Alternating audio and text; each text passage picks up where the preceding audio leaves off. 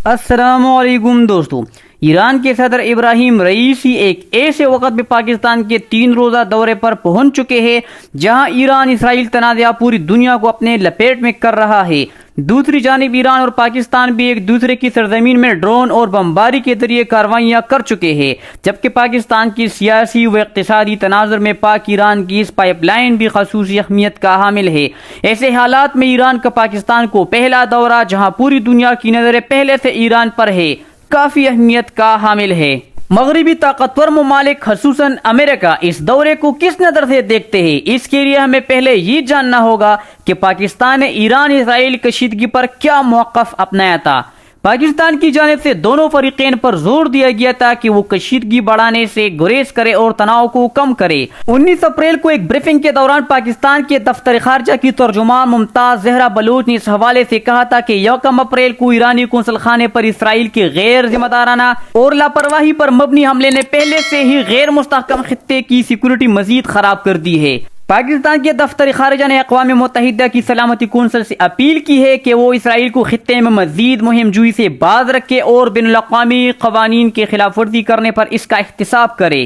دفتر خارجہ کی ترجمان کا مزید کہنا تھا کہ سلامتی کونسل متحرک کردار ادا کرتے ہوئے بین الاقوامی امن اور سیکورٹی کی صورتحال کو بحال رکھے۔ اب سوال یہ ہے کہ پاکستان کے اس منصفانہ اور غیر جھکاؤ سٹانس کے بعد کیا اس دورے سے پاکستان پر بیرونی دنیا، مغربی دنیا اور خصوصاً امریکہ سے دباؤ پڑ سکتا ہے؟ مغربی دنیا اور مشرقی وسطی سمیت جنوبی ایشیا کے امور پر گہری نظر رکھنے والے تجزیہ کار ایرانی صدر ابراہیم رئیسی کے دورے کو انتہائی اہم قرار دے رہے ہیں۔ اسلام آباد میں مقیم بین الاقوامی تعلقات اور سیکورٹی امور پر عبور رکھنے والے تجزیہ کار ڈاکٹر رفعت حسین کہتے ہیں کہ مشرقی وسطی میں جاری کشیدگی کے دوران ایران کی کوشش یہ ہوگی کہ وہ صدر ابراہیم رئیسی کے دورے کے دوران پاکستان سے کوئی حمایت کا پیغام لے کر جائے۔ ان کے مطابق اسرائیل کے ساتھ کشیدگی کی شروعات کے بعد کسی بھی ملک نے ایران کی کھل کر حمایت نہیں کی، اور ایسے میں ایران کی کوشش یہ ہوگی کہ وہ دنیا کو یہ تاثر دے کہ ان کے پاکستان کے ساتھ بہت اچھے تعلقات ہیں۔ یہاں سوال پیدا ہوتا ہے کہ کیا اس موقع پر مغربی ممالک ایرانی صدر کے دورے کو ایران کے حق میں پاکستان کی حمایت کے طور پر دیکھیں گے؟ سب سے پہلے پاکستانی دفتر خارجہ کا کہنا ہے کہ پاکستان اپنے معزز مہمان کا استقبال کرنے کا منتظر ہے۔ ماضی قریب میں ایران میں بطور پاکستانی سفیر ذمہ داریاں نبھانے والے رفعت حسین نے BBC اردو کو بتایا کہ ایسے دورے پہلے سے طے شدہ ہوتے ہیں، لیکن اس بار پیچیدگیاں اس لیے نظر آ رہی ہے کیونکہ اس کے پس منظر میں ایران اور اسرائیل میں شدید تناؤ پایا جاتا ہے۔ ان کا مزید کہنا تھا کہ اس دورے میں مشرق وسطی کی صورتحال پر یقیناً بات ہوگی، کیونکہ کوئی نہیں چاہے گا کہ اس کشیدگی کا اثر مغربی ایشیا اور جنوبی ایشیا کی طرف آئے۔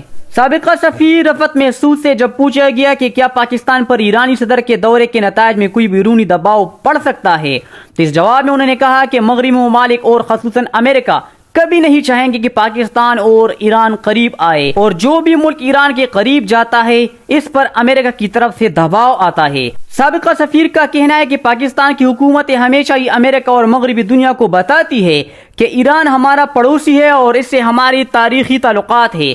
ہم انہیں یہ باور کرواتے ہیں کہ ایران کے ساتھ تجارتی، اقتصادی اور تعزیراتی تعلقات رکھنا نہ صرف ہماری خواہش ہے بلکہ مجبوری بھی ہے۔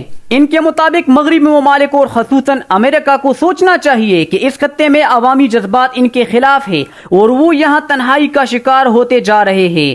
مغربی طاقتوروں کو اپنی پالیسیوں پر نہ صرف نظر ثانی کرنی چاہیے بلکہ انہیں خود بھی اس خطے کی ممالک کے ساتھ انگیجمنٹ بڑھانی چاہیے۔ لیکن پاکستان اور ایران کے تعلقات پر نظر رکھنے والے دیگر ماہرین کا خیال ہے کہ صدر ابراہیم رئیسی کے دورے کے سبب پاکستان پر کوئی بیرونی دباؤ نہیں آئے گا۔ Quincy institute for responsible statecraft کے مشرقی وسطی پروگرام کے ساتھ بطور ڈپٹی ڈائریکٹر منسلک ایڈم وینسٹائن کہتے ہیں کہ پاکستان کے اوپر صدر رئیسی پر کسی بھی طرح کا دباؤ ڈالنے کے لیے کوئی بیرونی دباؤ نہیں آئے گا، کیونکہ پاکستان اور ایران کے تعلقات اس وقت کوئی مثالی نہیں ہے۔ اگر پاکستان اس کشیدگی کے پس منظر میں خود کو ایک سازش کے طور پر پیش کرنا چاہتا ہے تو بات الگ ہے، لیکن اگر ایسا ہوتا بھی ہو تو پاکستان کوئی متاثر کن سازش نہیں بن سکتا۔ ایڈم وینسٹائن کے مطابق صدر ابراہیم رئیسی کے دورے کا مقصد یہ ہو سکتا ہے کہ ایران مشرق وسطی میں اسرائیل کے ساتھ کشیدگی کے باوجود یہ پیغام دینا چاہتے ہیں کہ سب کچھ نارمل ہے، یعنی ایران اسرائیل کے درمیان کوئی خاص کشیدگی نہیں ہے۔ واشنگٹن میں new lines institute for strategy and policy سے منسلک ڈاکٹر کامران بخاری بھی دیگر تجزیہ کاروں سے متفق نظر آتے ہیں۔ ان کا کہنا تھا کہ میرا نہیں خیال کہ مغربی دنیا خصوصاً واشنگٹن میں صدر ابراہیم رئیسی کے دورے پاکستان پر کوئی زیادہ توجہ دے رہا ہے، لیکن یہ ضرور ہے کہ اس وقت ایران کے ہر قدم پر دنیا کی نظر ہے۔ یہاں پر زیادہ تر لوگ ایرانی فوج، پاسداران انقلاب، وزیر خارجہ اور رہبر اعلیٰ آیت اللہ خامنی کو دیکھتے ہیں کہ وہ کیا کہہ رہے ہیں۔ انہوں نے اس تاثر کو بھی زائل کرنے کی کوشش کی ہے کہ ایران اس وقت اسرائیل کے ساتھ بڑھنے والی کشیدگی کے سبب تنہائی کا شکار ہے۔ ڈاکٹر کامران بخاری کہتے ہیں کہ اسرائیل نے ایران کے حملوں کے جواب میں کم سے کم رد عمل اس لیے ہی دکھایا کیونکہ اس پر امریکہ کا دباؤ تھا، اور اس وقت ایران اور امریکہ کا درمیان بیک چینل پر بات چیت جاری ہے۔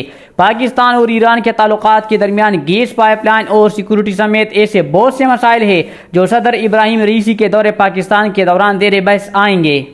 ایران پاکستان کی اس پائپ لائن منصوبہ ایک پرانا منصوبہ ہے جس میں اس وقت ایک نمایاں پیش رفت ہوئی تھی جب سن 2013 میں پاکستان پیپل پارٹی کے دور حکومت کے آخری دنوں میں اس وقت کے صدر پاکستان آصف علی زرداری نے ایران کے دورے کے دوران اس کا افتتاح کیا تھا، تاہم اس کے بعد اس میں کوئی خاص پیش رفت ممکن نہیں ہو سکی۔ پاکستان مسلم لیگ نون اور پاکستان تحریک انصاف کے ادوار میں اس منصوبے پر کوئی خاص کام نہیں ہوا، تاہم پی ڈی ایم حکومت کے دور میں وزیراعظم شہباز شریف نے اس منصوبے پر کام کرنے کے لیے جنوری 2023 میں ایک کمیٹی قائم کی تھی، اور پھر وزیراعظم انوار الحق کاکڑ کی نگران حکومت کی کابینہ کمیٹی برائے توانائی نے اس منصوبے کے ایک حصے کی منظوری دی تھی۔ دونوں ممالک کے درمیان اس گیس پائپ لائن پر امریکہ کو شدید تحفظات ہیں، اور چند ہفتوں قبل امریکی محکمہ خارجہ کے ترجمان میتھیو ملر نے کہا تھا کہ ہم ہمیشہ سب کو مشورہ دیتے کہ وہ ایران کے ساتھ کاروبار کرنے میں احتیاط سے کام لے، کیونکہ ایسا کرنے سے یہ اندیشہ رہتا ہے کہ کہیں کوئی ایران پر لگائی گئی امریکی پابندیوں کی زد میں نہ آ جائے۔ انہوں نے مزید کہا تھا کہ ہم اس پائپ لائن کو سپورٹ نہیں کرتے، لیکن دوسرے جانب پاکستان کو یہ بھی خطرہ ہے کہ تہران کی اس پائپ لائن کے منصوبے کے معاہدے کی خلاف ورزی کرنے پر یہ معاملہ بین الاقوامی عدالت لے جا سکتا ہے، جہاں اسلام آباد کو 18 ارب امریکی ڈالر کے جرمانے کا سامنا کرنا پڑ سکتا ہے۔ اس صورتحال سے نمٹنے کے لیے پاکستان ایرانی بارڈر سے بلوچستان کے ضلع گوادر تک 80 کلومیٹر لمبی گیس پائپ لائن بچھانے کا ارادہ رکھتا ہے، لیکن اسے امریکی پابندیوں سے بچنے کے لیے اس گیس پائپ لائن کی تعمیر سے قبل واشنگٹن کو مطمئن کرنا ہوگا۔ اس ضمن میں پاکستان کے وزیر پیٹرولیم ڈاکٹر مصدق ملک نے گزشتہ ہفتے اسلام آباد میں صحافیوں کو بتایا تھا کہ ان کی حکومت کا ارادہ ہے کہ وہ امریکی انتظامیہ کے سامنے سیاسی، تکنیکی وجوہات رکھے اور پابندیوں سے استثناء حاصل کرے۔ ان کا کہنا تھا کہ پائپ لائن کا منصوبہ پابندیوں کا بوجھ نہیں اٹھا سکتا۔ اس حوالے سے بین الاقوامی تعلقات اور سیکورٹی امور پر عبور رکھنے والے تجربہ کار ڈاکٹر رفعت حسین کہتے کہ میں کسی حکومت کی پالیسی پر تو تنقید نہیں کروں گا، لیکن گیس پائپ لائن کی تکمیل کے معاملے میں کوتاہی سے کام لیا گیا ہے۔ وہ کہتے ہیں کہ موجودہ امریکی انتظامیہ اس وقت مشرق وسطی میں جاری کشیدگی اور اندرونی سیاسی معاملات پر توجہ مرکوز کیے ہوئے ہے، اور ایسے میں بہت امکان ہے کہ پاکستان کو اس پائپ لائن منصوبے کی تکمیل کے لیے پابندیوں سے استثناء مل جائے۔ وہ مزید کہتے ہیں کہ ایران اور پاکستان کے درمیان گیس پائپ لائن کے منصوبے کا افتتاح 2013 میں صدر آصف علی زرداری نے کیا تھا، اور وہ ایک بار پھر صدر بن چکے ہیں۔ آصف زرداری ایک تجربہ کار سیاستدان ہے اور ملک کے دوبارہ صدر منتخب ہو گئے ہیں۔ ان کی کوشش ہوگی کہ وہ ایرانی صدر ابراہیم رئیسی کو یقین دہانی کروائے کہ پاکستان جلد ہی گیس پائپ لائن کے حوالے سے اپنے حصے کا کام مکمل کر لے گا۔ دوسری جانب ایران میں پاکستان کے سابق سفیر رفعت مقصود کہتے ہیں کہ ایران کے ساتھ ہمارا گیس پائپ لائن کا منصوبہ ہماری معیشت اور توانائی کی ضرورت کو پورا کرنے کے لیے انتہائی اہم ہے۔ امریکہ کی پابندیوں کی پالیسی گلا گھونٹنے کے مترادف ہے۔ جو ملک امریکہ کے مفاد کے لیے ایران کے ساتھ کام کرتے ہیں انہیں فوراً پابندیوں سے استثناء مل جاتا ہے۔ یہ دوغلا پن ہے۔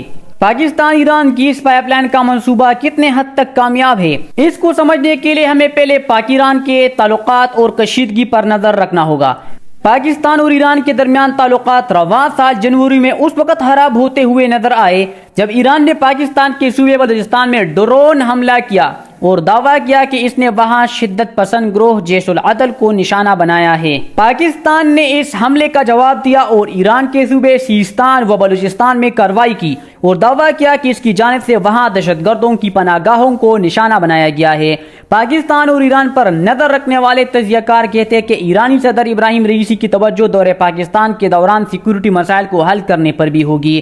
क्वेंस institute for responsible state craft के मशरक़ी वस्ती प्रोग्राम के साथ बतौर डिप्टी डायरेक्टर मुंसलिक एडमंड विडस्टाइन ने कहा है। इस हवाले से बीबीसी को बताया कि ईरान और पाकिस्तान को इक़्तिसादी और सिक्योरिटी चैलेंजेस का सामना है।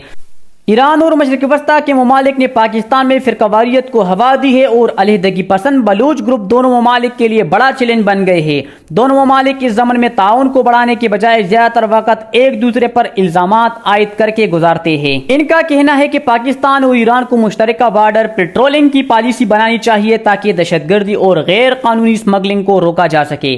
डॉक्टर कामरान बुखारी भी समझते हैं कि ईरानी सदर के दौरे पाकिस्तान का ताल्लुक मशरक़ी वस्ती की सूरत-ए-हाल से ज़्यादा दोनों ममालिक को दरपेश सिक्योरिटी चैलेंजेस को हल करने से है।